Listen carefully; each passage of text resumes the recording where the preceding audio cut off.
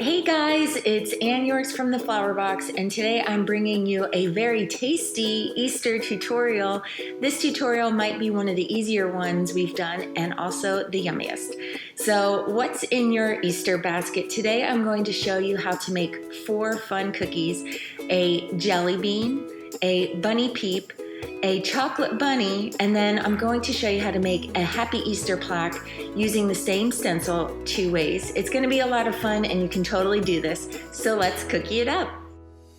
I'm going to start with my favorite cookie from this set. This is the bunny peep. Now you can have a lot of fun with this cookie cutter and really get creative with the designs, but I am deciding to keep it super easy today and just going classic. So I'm outlining my peep with yellow piping icing and tip number 2. And if you get any little icing pops like that, it's really easy to tap your scribe in, remove any little excess icing, and then continue with your outline to fix those mistakes. So once I have my peep completely outlined, I'm ready to flood it in, and I'm being pretty generous with my icing. I don't leave any cookie showing when I'm flooding in the cookie. And I'm getting ready to do my favorite part, which is adding the sanding sugar. And I find that sometimes if you add the sanding sugar too soon, it sort of sinks into that flood icing. So just allow that bunny to set up just for a little bit, that yellow icing. Just give it a minute before you completely cover it with the sanding sugar. And I love to just put that cookie on a coffee filter. It just catches all the extra sugar, makes it really easy to funnel it right back into that jar. And then this cookie is almost done. That's the beautiful part of this awesome bunny peep. So here we go. This is fun. Woo! All back home. That's awesome. Now in the Easter candy kit that we've put together on flourbox.com, you will find yellow sanding sugar, blue sanding sugar, and pink sanding sugar. So all the sugars that you need to make 3 really cute peep cookies are included in that Easter candy kit, as well as the essential cutters and the stencil that I'm using in today's video. Then just add that cute little eyes and nose that is so classic, and that cookie is done. It really doesn't get much easier than that. I think anybody can do that cookie, and anybody will want to eat that cookie.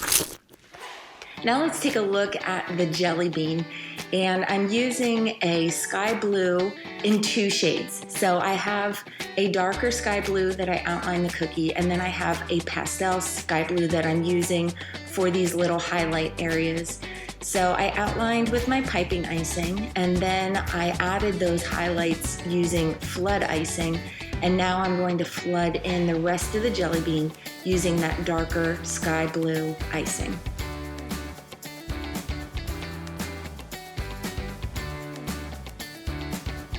If you notice any of those highlights look a little wonky or not quite smooth, you can go back in with your flood icing and just add an outline just to fix that up. And if there's any air bubbles in your icing, that happens sometimes if your icing is too thin. That's when I notice it the most.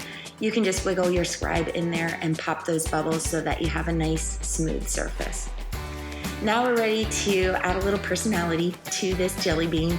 I have black flood icing, and I'm going to add those eyes and a teeny tiny little dot of white flood icing for that catch light. And then I'm ready to add a little half circle for the smile. Now I went with a pretty classic face, eyes and smile, but you could make a winky face or a laughing face. You can get creative with your jelly beans and give them different expressions. Now, I don't know about you, but in our family, there's always a chocolate bunny in the basket. And so I had to include it in this Easter candy cookie decorating video.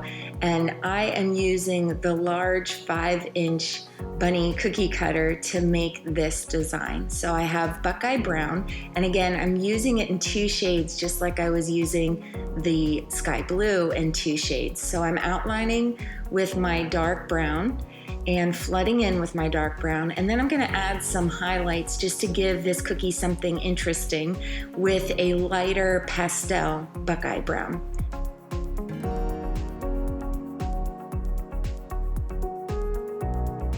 Now, if you have any questions about the icing colors on this cookie, I have put together an icing guide for you, and I also estimate how much of each color you'll need to make this set. And for this set, I do give some tips on making those pastels as well. You can find that on the kit page.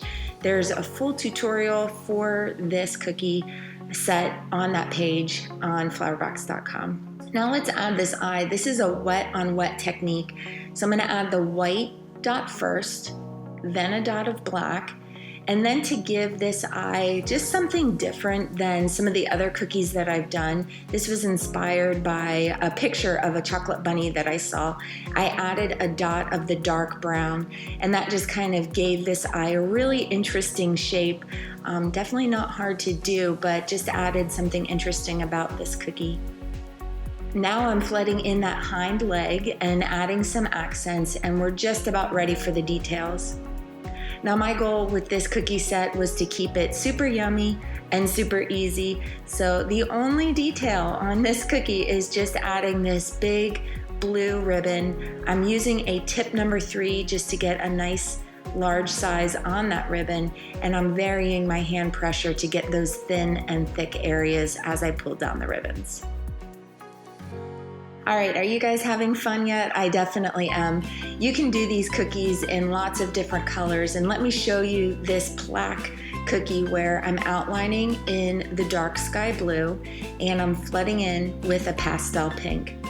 Now, anytime I'm stenciling cookies, it is fun to match the color of the outline with the color of this stencil. So seeing that outline peek through is intentional.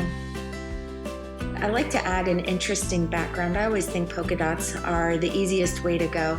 So I'm just adding some mini pastel blue polka dots to the background on this plaque, just so that there's something with a pattern or something interesting on this otherwise really easy cookie to do. Now once that icing sets up, and I recommend allowing about 6 hours of dry time because we're going to be putting some pressure on the surface of this cookie. So you want to make sure that this is nice and dry, this icing. We're ready to stencil, and I'm just going to swipe that sky blue icing across the stencil. I want to make sure that I have completely covered all of those areas. I do one final pass to remove any excess, and then I gently peel back to reveal the happy Easter words, and that just looks perfect. But one thing I love about this stencil is that it has 2 fonts on it, and you can actually use both. So here I'm using that same stencil again, and I have another plaque cookie that I've flooded in, and I'm just gonna swipe that pink icing across just to do both of those fonts. And I love that you can get 2 different looking cookies that coordinate really well. Doesn't that look awesome? Thank you so much for watching this Easter candy cookie tutorial. If you are interested in recreating these cookies, I would be so flattered. So be sure to tag me at the Flourbox shop on either Facebook or Instagram so I can see what you make.